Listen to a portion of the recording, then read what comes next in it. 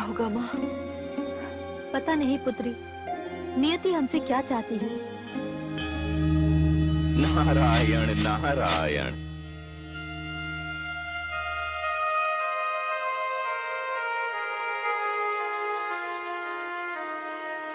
भाभी श्री, बधाई हो। बधाई? किस बात की बधाई? पुत्री गौरी, तुम अपना व्रत तोड़ सकती हो। ये आप क्या कह रहे हैं तायाश्री? बताइए ना नारद जी, बात क्या है? होना क्या है भाभी श्री, बस यूं समझ लीजिए कि सारी चिंताएं समाप्त, संकट के बादल छंट गए हैं और जिस शुभ घड़ी की हमें प्रतीक्षा थी वह आ गई है। मैं समझी नहीं देवर्षि, बात क्या है? भाभी श्री, मैं तो चाहता हूँ कि मैं कुछ भी ना कहूँ और आप समझ जाएं। पहेलियां ना बुझाइए देवर्षि, स्पष्ट कहिए, क्या बात है? भाभी श्री, मैं पिताश्री ब्रह्मा के आश्वासन पर भगवान शिव को गौरी के साथ विवाह का प्रस्ताव देकर आ रहा हूँ और भगवान शिव ने कहा है कि आने वाली किसी भी शुभ घड़ी पर यह कार्य संपन्न हो जाएगा। तायाश्री, क्या ये सत्य है? पुत्री, पिता यदि पुत्री से झूठ बोले तो ये मर्यादा के विरुद्ध होगा और तुम तो जानती हो मैं मर्यादा का प्रचारक हूँ। अब शीघ्र ही तुम अपने पति के घर कैलाश चली जाओगी।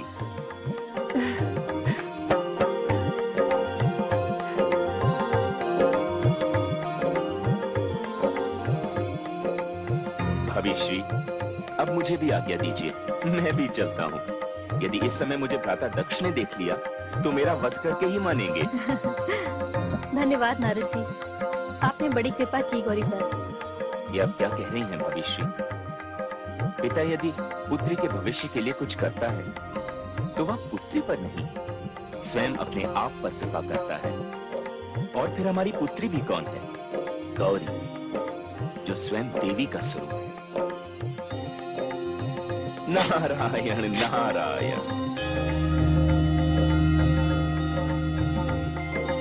हे देवी परमेश्वरी, ये सब तुम्हारी कृपा है। ये छल है, कपट है, मर्यादा के विरुद्ध बात है ये।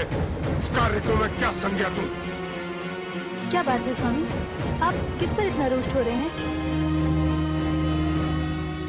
किसी पर नहीं पुत्रवधू, ये अपने आप पर रुष्ट हो रहा है। प्रणाम पिताश्री। सौभाग्यवती भव। प्रणाम करता हूँ,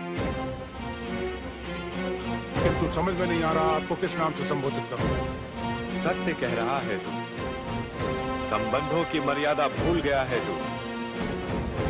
अपनी प्रिय पुत्री पर जो व्यक्ति अन्याय कर सकता है उसे तो अपने पिता को पिता कहने में लज जाएगी ही। समझ में नहीं आता कि मैं तुझे क्या कहूं। और आपने जो किया है उसे मैं क्या कहूं? उसे तू क्या कहेगा?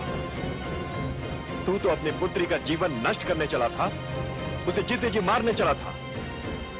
दक्ष, तू एक अस्वस्थ और रोगी परंपरा का आरंभ करने चला था और यदि तू अपने कार्य में सफल हो जाता तो इसके पश्चात संसार की हर पुत्री अपने दुर्भाग्य पर रोती रह जाती।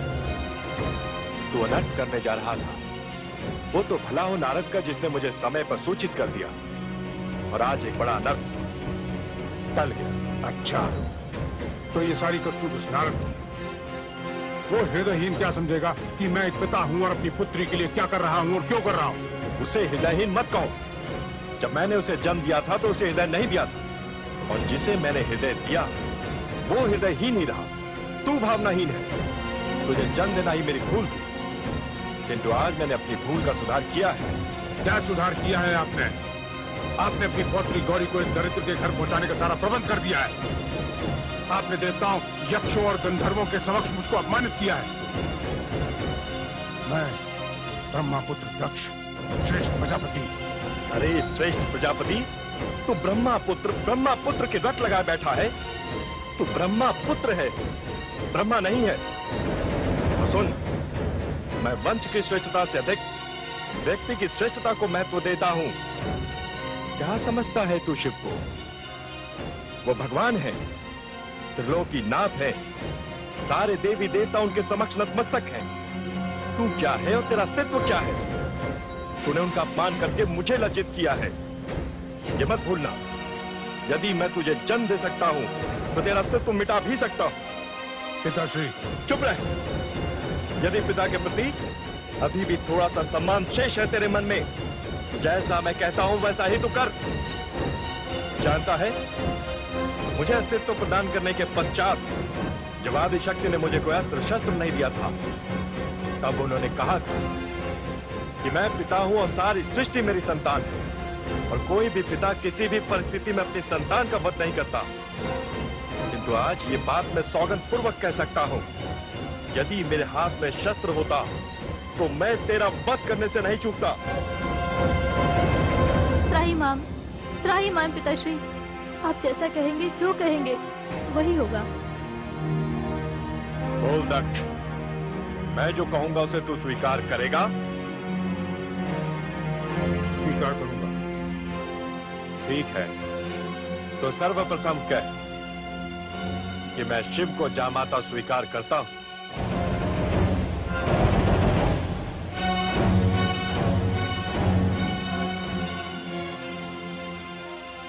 आप पिता हैं, आपके कथन का आदर करते हुए कहता हूं पिताश्री, मैं शिव को अपना जामाता स्वीकार करता हूं।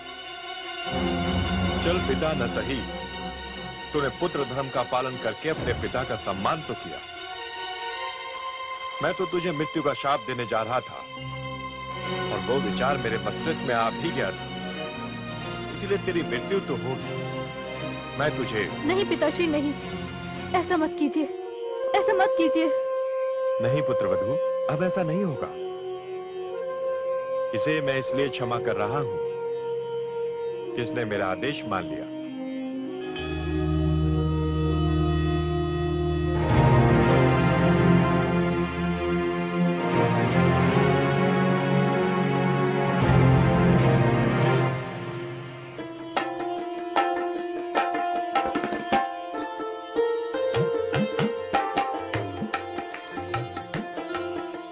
ये सब क्या है माँ? इतनी सारी कटोरियों में इतनी सारी सामग्री, इन सब की क्या आवश्यकता है माँ? हल्दी लेपन विवाह विधियों में पहला मांगलिक कार्यक्रम है। इसमें कन्या की बहनों और कन्या की सहेलियों को कन्या से जी खोलकर मिलने का अवसर दिया जाता है। फिर तो कन्या ससुराल चली जाती है। हल्दी, उपटन, आलता, ये सब केवल श्रृंगार की सामग्री ही नहीं, इनमें कन्याएं अपना स्नेह मिलाती हैं, जो कि बहनों का अधिकार होता है और भाभी दुल्हन का सौभाग्य। मेरी आंखों की पुतली, एक बात तो निश्चित हो गई है कि तू बहुत शीघ्र ही इस घर को सूना करके जाने वाली है। माँ, तू पराई हो जाने वाली है। ये क्या माँ, तुम रो रही हो? तुम्हारी आंखों में आंसू? भाग्यशाली माताओं की आंखों की संपत्ति है ये आंसू। जिस कन्या के हाथ पीले करने का सपना इन आंखों में पलता था, उन्हीं से ये आंसू छलक पड़े हैं। प्रसन्नता का बांध टूटने पर आंसुओं की बाढ़ तो आ ही जाती है। क्या कन्या माता पिता को दुख देने के लिए ही जन्म लेती है? इससे तो अच्छा होता कि मैं पुत्र के रूप में जन्म लेती। नहीं पुत्री, पुत्र और पुत्री दोनों की भूमिकाएं अलग अलग होती हैं। पुत्र गेहूं का दाना है तो पुत्री धान का दाना है। गेहूं जहां बोया जाता है वही जड़ पकड़ता है, वही पकता है, वही उगता है। किंतु कन्या का जीवन अधिक चुनौतीपूर्ण होता है। वो धान के दाने की तरह होती है, जहां उसे बोया जाता है, जड़ पकड़ने से पहले ही उसे उखाड़ दिया जाता है, फिर उसे दूसरी जगह रोपा जाता है और फिर उखाड़ दिया जाता है। जड़ पकड़ना और उखड़ना, यही कन्या के जीवन की नियति है, यही उसकी उपलब्धि है और यही सत्य है। कितना कठोर सत्य है माँ। हाँ, कठोर है ये सत्य, किंतु शिव और सुंदर भी है, मंगलमय और मधुर भी है। वे माता पिता धन्य हो जाते हैं जिनके घर कन्या जन्म लेती है, क्योंकि कन्या के रूप में पिता अपने जमाता को एक नई सृष्टि का दान करता है। यदि ऐसा ना हो तो सृष्टि का तो अंत ही हो जाए। कन्यादान लेने वाले को कन्यादान करने वाले का आभार मानना चाहिए। पुत्री का पिता पुत्री देकर एक परिवार दे रहा है, वंश दे रहा है, गृहस्थी दे रहा है, पूरी संस्कृति दे रहा है। मैं तो हल्दी लगाऊंगी, तू कैसे लगाएगी? हल्दी तो मैं लगाऊंगी। तो ठीक है, मैं उपटा लगा लूंगी। ये हुई ना बात। बात तो समझ में अब आई है। अब मुझे ज्ञात हुआ है पिताश्री ने हम सभी छोटी बहनों का विवाह पहले क्यों कर दिया और आपका अब क्यों हो रहा है। उन्होंने सर्वश्रेष्ठ वर ढूंढ लिया है आपके लिए। बताइए ना, कौन है श्रीमान हमारे जीजा जी? गौरीपति। तुम्हारे जीजा जी हैं देवों में देव, महादेव, भगवान शिव। महादेव शिव? इसमें आश्चर्य की क्या बात है? जैसे देवियों में देवी हमारी बहन गौरी, वैसे ही देवों में देव महादेव शिव। अरे हमारा वंश तो धन्य हो गया ऐसा जमाता पाकर। क्यों बहनों?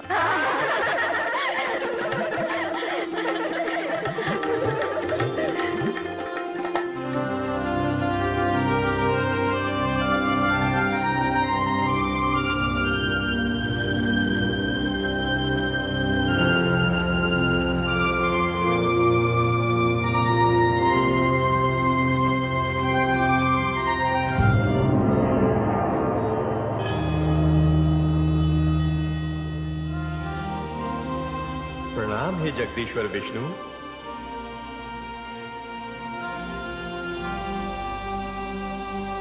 आइए ब्रह्मदेव, आइए। आज सवेरे सवेरे आपका पदार्पण कितने आनंद का विषय है। बहुत ही आनंददायक समाचार लाया हूं अंतर्यामी। हे सर्वज्ञ, हे त्रिकालदर्शी, आपको यह मंगल समाचार देते हुए मुझे अपार हर्ष हो रहा है कि मेरी पौत्री दक्ष पुत्री गौरी का विवाह संस्कार कैलाशवासी भगवान शिव के साथ संपन्न होने जा रहा है। उक्त अवसर के लिए मैं आपको आमंत्रित करने आया हूं भगवान। धन्यवाद ब्रह्मा जी, धन्यवाद। आपके मुख से ये समाचार सुनकर मैं आनंद मग्न हूं। दक्ष प्रजापति को कन्यादान का पुण्य मिलेगा और उधर कैलाश पर्वत पर एक गृहस्थी बस जाएगी। तांडव नृत्य करते शंकर के डमरू नाद के साथ अब पायल और नूपुर की गुंजन भी गूंजेगी। शिव और शक्ति का यह मिलन सृष्टि के लिए कितना कल्याणकारी सिद्ध हो। ये तो होना ही था प्रभु। हे भाग्य विधाता, अवश्य ही ये आपकी सोची समझी योजना का फल है। वैरागी शिव के अनुरागी उत्सव में हम अवश्य सम्मिलित हों। धन्यवाद। आपकी स्वीकृति पाकर मैं आभारी हूं भगवान। वो कितना पावन क्षण होगा जब दक्ष के द्वार आपकी चरण धूलि से पवित्र होंगे, जब वर वधु आपका आशीर्वाद पाकर आनंद विभोर उठेंगे। अच्छा तो अब मैं आज्ञा लूं। अभी मुझे देवों, यक्षों, गंधर्वों, किन्नरों। आपका आमंत्रण तो हमने स्वीकार कर लिया। यह भी निश्चित है कि हम दक्ष के द्वार पर पहुंचेंगे, किंतु ये किंतु क्या है मायापति? किंतु यदि हम भगवान शिव के बाराती बनकर आते हैं, ये तो स्वागत करने की जगह स्वागत स्वीकार करेंगे। हे आनंददाता, हे संसार के पालनहार, आपकी माया अपरंपार है।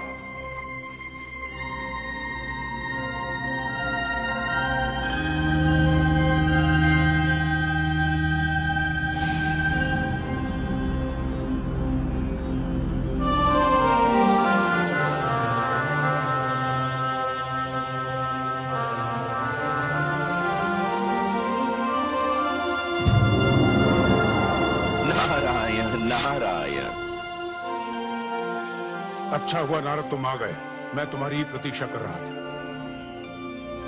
जब मुझे आपका संदेश मिला कि आपने मुझे बुलाया है, तो मुझे तो अपने कानों पर विश्वास ही नहीं हुआ, क्योंकि आपने तो मुझे यहाँ ना आने की चेतावनी दे रखी थी।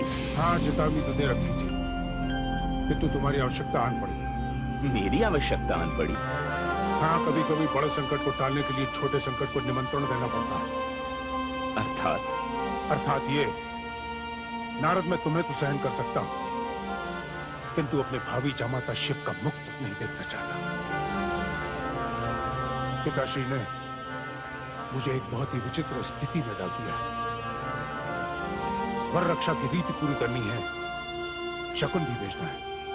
ये तो प्रत्येक पिता का पावन कर्तव्य है। इस कार्य को तो आप जितना शीघ्र हो कर डालिए। ये कार्य मैं नहीं कर सकता, इसीलिए तो तुम्हें यहां बुलाया है। भ्राताश्री, जैसा आपका आदेश। गौरी जैसे आपकी पुत्री है, वैसे मेरी भी। इस कार्य को आप करें या मैं, क्या अंतर पड़ता है? मैं चलता हूं भ्राताश्री। लगता है ये शुभ कार्य मेरे ही हाथों संपन्न होगा। नारायण नारायण।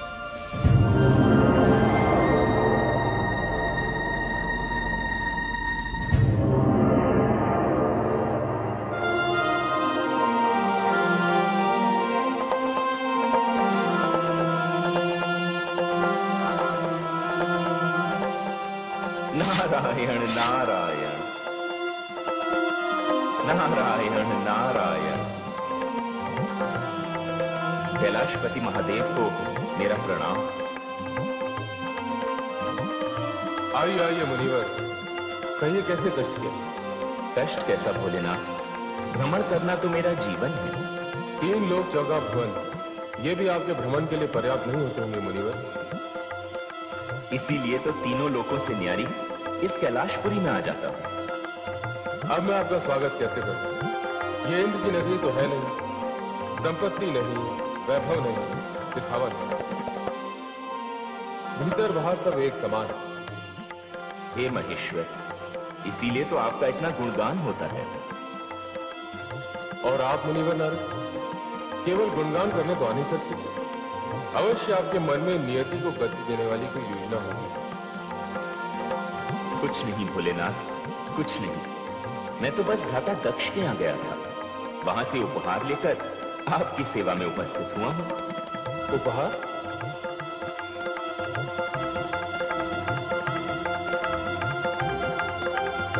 ये सब किस लिए? क्यों मुनिवर?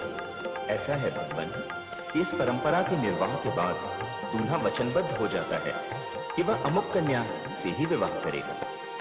आप वचनबद्ध करने की बात कर रहे हैं? आप तो जानते हैं मुनिवर, मैं और गौरी हृदयबद्ध हैं। क्या इतना पर्याप्त नहीं? पर्याप्त है भोलेनाथ, किंतु ये तो रीति का निर्वाह मात्र है। कन्या पक्ष से वर पक्ष के लिए एक साधारण सा उपहार। इन आभूषणों और स्वर्ण मुद्राओं की चमक आंखों को चकाचौंध कर रही है। ये चमक अंधा कर देने वाली चमक। कृपया इसे मेरे सामने से हटाइए।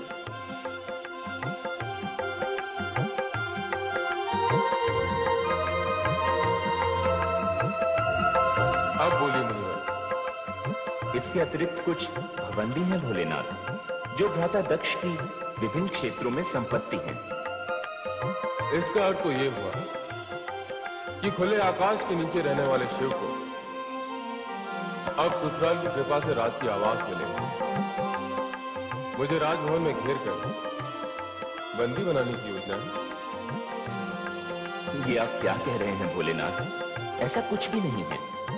ये वस्त्र, ये आभूषण, ये भवन, ये तो कन्या के भविष्य के लिए एक असहाय पिता की चिंता मात्र है। आप दूल्हे को विवाह के लिए वचनबद्ध करने नहीं, दूल्हे को मोल लेने के लिए आए। मुझे सब कुछ नहीं चाहिए, ऐसी परंपरा तो होनी भी नहीं चाहिए। दूल्हे के लिए दुल्हन से बढ़कर कोई उपहार नहीं होता। अन्य उपहार दुल्हन की महत्ता को कम कर देते हैं। कन्या पिता के जीवन का वो अनमोल धन होती है जिसे देकर वो वर परिवार पर उपकार करता है। अच्छा प्रभु, ये स्वर्ण मुद्राएं रहने देते हैं, किंतु आभूषण तो ग्रहण कर लीजिए। इन आभूषणों को ग्रहण करके मैं अपने पौरुष को कलंकित नहीं करना चाहता। पुरुष का सर्वश्रेष्ठ आभूषण तो उसका पौरुष होता है। ये आभूषण जो आप लाए हैं वो तो शरीर के बोझ हैं। भीतर के शून्य को बाहरी बोझ से ढकने के लिए मुझे इनमें से कुछ नहीं चाहिए। और ये रेशमी वस्त्र, इनका क्या करें भोलेनाथ? बागंबरधारी को सुंदर वस्त्रों से क्या लेना देना? आप धन्य हैं भोलेनाथ। जितने अनुरागी उतने वैरागी भी। हाँ देवर्ष, ये उपहार तो प्रजापति दक्ष के राजमहल की देन है। क्या एक राजा की ही कन्या है? क्या किसी धनहीन को अपनी पुत्री के हाथ पीले करने का अधिकार नहीं? यदि कोई धनहीन अपनी पुत्री को उपहार देना भी चाहे तो वो क्या करेगा? उसे इतना धन कमाने के लिए चोरी करनी पड़ेगी, पाप करना पड़ेगा, अपराध करना पड़ेगा। क्या किसी कन्या का पिता होना ऐसा दंडनीय अपराध है? देवर्षि, विवाह तो दो हृदयों का, दो आत्माओं का पावन बंधन होता है, मधुर मिलन होता है। इसमें धन के प्रदर्शन को कोई स्थान नहीं। महादेव, ये कहकर आपने संसार को एक उचित मार्ग दिखाया है।